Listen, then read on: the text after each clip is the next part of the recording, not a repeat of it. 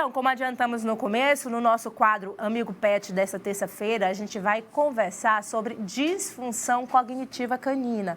Você já ouviu falar disso? Então, ao contrário do que muitas pessoas possam pensar, né, os tutores aí, alguns sinais não indicam apenas que um pet está mais rabugento, mais zangado, mudou os hábitos, isso seja por causa da idade. Essa mudança de comportamento pode estar associada a um problema mais sério, embora ainda pouco diagnosticado. E é sobre esse assunto que a gente vai conversar a partir de agora com o veterinário Daniel Serafim, que já é praticamente nosso parceiro também aqui no nosso Tem de Tudo, né, Daniel? Bem-vindo, tá? Bom dia. Obrigado, bom dia. Vamos começar pelo básico, né? Vamos explicar o que é a disfunção cognitiva canina? Certo, a disfunção cognitiva canina é uma doença neurodegenerativa que acomete os cães idosos e é muito similar ao que acontece no ser humano com a doença, o mal de Alzheimer. A gente pode dizer que seria uma Alzheimer canina, né? Isso, sim. Então, é uma doença que é observada nos pacientes, geralmente a partir de 9 anos de idade, né, que é quando eles já entram nessa fase idosa e você observa uma progressão da doença ao passar dos anos. Então é bom a gente levar em conta também, porque na nossa cabeça a gente tem que imaginar que a idade canina não é como a gente conta a nossa, cronologicamente, né? Então esses sintomas podem aparecer mais cedo, né, nos animais por volta de 9 anos, como você explicou. E que sintomas são esses, Daniel? O que pode ocorrer com os nossos bichinhos diante desse diagnóstico? Certo, então os principais sinais observados são alterações comportamentais. Então, o animalzinho com disfunção cognitiva, ele vai ter uma perda da interação, vai diminuir a atividade física, ele vai ter certos comportamentos que até então ele não apresentava, como fazer xixi e cocô em locais inadequados. É muito comum observar também a alteração do que a gente chama sono e vigília. Então, esses animais, geralmente, ele dorme boa parte do dia, enquanto à noite ele se demonstra mais ativo. Outro sinal bastante observado é o andar compulsivo. O animalzinho ele vai estar andando, perambulando pela casa sem objetivo, tá? O animal ele também tem uma diminuição do intelecto, então é muito comum ser observado o animalzinho, por exemplo, ficar preso entre as cadeiras e não conseguir sair daquele local. Então, coisas que seriam atividades muito simples, ele já não consegue mais executar, tá? E diminui bastante a interação, tanto com o tutor como com outros animais também, tá? Então, afeta muito a questão do convívio animal e tutor. E em fases mais avançadas, pode ser observada vocalização. Então, esse animalzinho, o tutor muitas vezes chega com a queixa que o animalzinho fica chorando, tá? Mas essa vocalização também é um sintoma da doença. Pode acontecer casos precoces? A gente sabe que nos humanos pode acontecer o Alzheimer precocemente. Nos bichinhos também é assim, Daniel? Não é tão habitual, porém, os animais, por exemplo, de grande porte, ele tem um envelhecimento mais precoce, tá? Quando comparado com os animais de pequeno porte.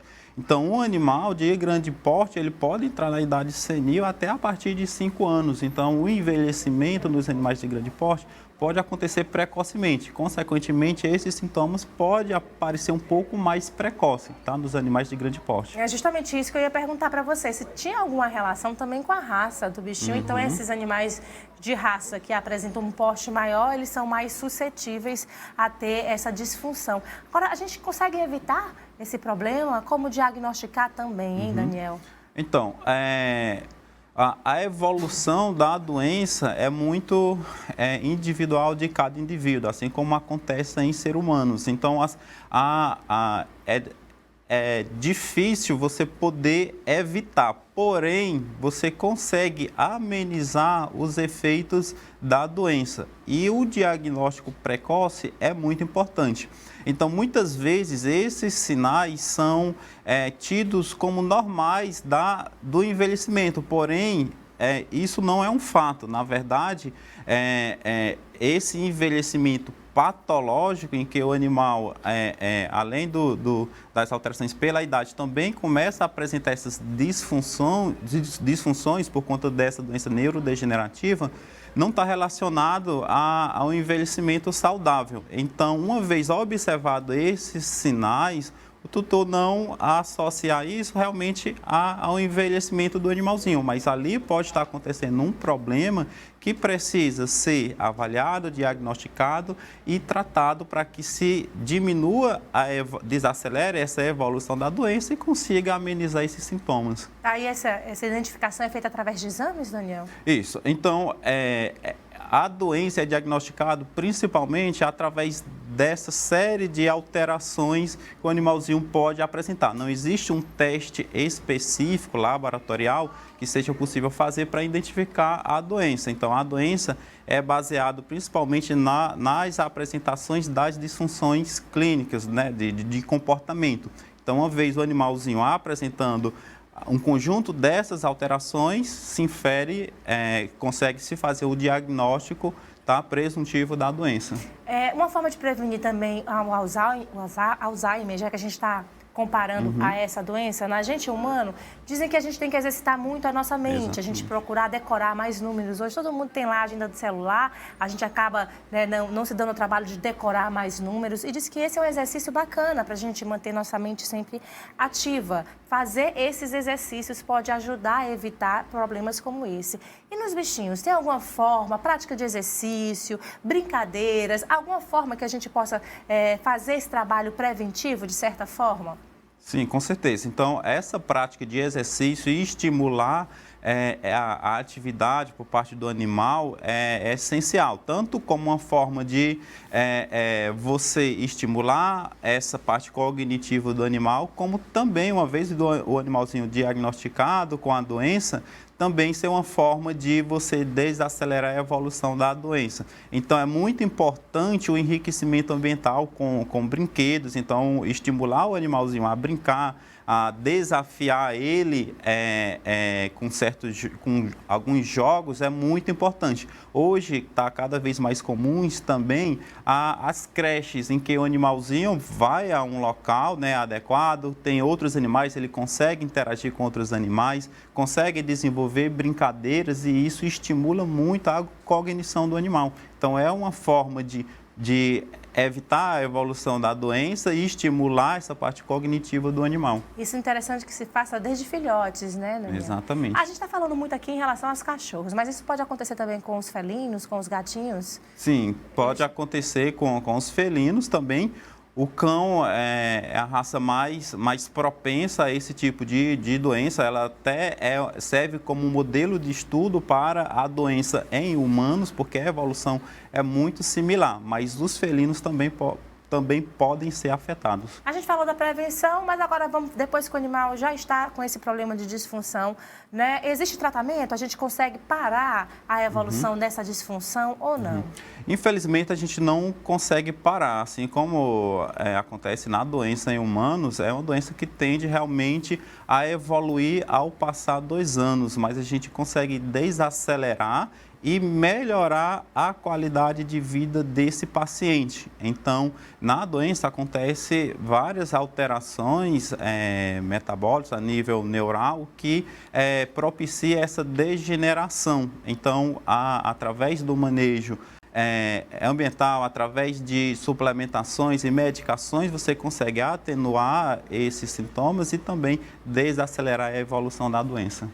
Então, a dica que sempre fica, gente, é que você esteja atento aos sinais. Eu acho que muita gente nem imaginava que pode sim, meu cachorrinho pode ter uma espécie de Alzheimer também, sim, como acontece com os humanos. Então, se você vê qualquer alteração, né, de comportamento, como você falou agora há pouco, coisas que parecem simples. Eu prestei bem atenção quando você disse do animalzinho ficar preso num lugar simples e não conseguir sair dali, né, já pode ser um sinal. É como se fosse uma espécie de demência, a gente pode dizer assim, mais ou menos. Então, ficar atento e, na dúvida, procurar um especialista que vai saber analisar, né? Isso, Daniel, é sempre o recado que fica, né? Exatamente. Então, assim, é algo que a gente sempre recomenda, é uma avaliação preventiva, principalmente no animalzinho idoso, porque além dessas alterações que podem acontecer disfunção cognitiva, que nem sempre é tão fácil por parte do tutor ser identificado, o animalzinho pode ter várias outras alterações, alterações ortopédicas, que leva a dor também. Então, essa avaliação preventiva é muito importante, até para o diagnóstico precoce da doença e você instituir um tratamento para conseguir desacelerar essa doença e dar qualidade de vida ao animalzinho. Então, você está explicando para a gente que esse problema também pode refletir no físico, né? Não é só um problema neurológico dos animais, pode ter repercussões no físico também dos bichinhos. O paciente idoso, ele tende a ter várias outras alterações. Então, é muito comum, a gente, além do animalzinho ter a disfunção cognitiva, isso vinha associado também a outros problemas decorrentes também da idade, como as doenças articulares, por exemplo. Tá certo, Daniel. Tá aí a dica que a gente sempre dá para você. Preste atenção no seu bichinho para a gente dar mais qualidade de vida para os nossos companheiros, nossos amigos pets. Qualquer coisa diferente no comportamento pode acender o sinal de alerta, que pode ser que algo esteja acontecendo com a saúde deles. Obrigada. Tem muita dúvida em relação a isso. Muita gente, às vezes, pensa que não pode acontecer com os bichinhos também, mas acontece. Né, Daniel? Exatamente. Obrigada pela sua participação aqui mais uma vez. Daniel, que é praticamente nosso parceiro.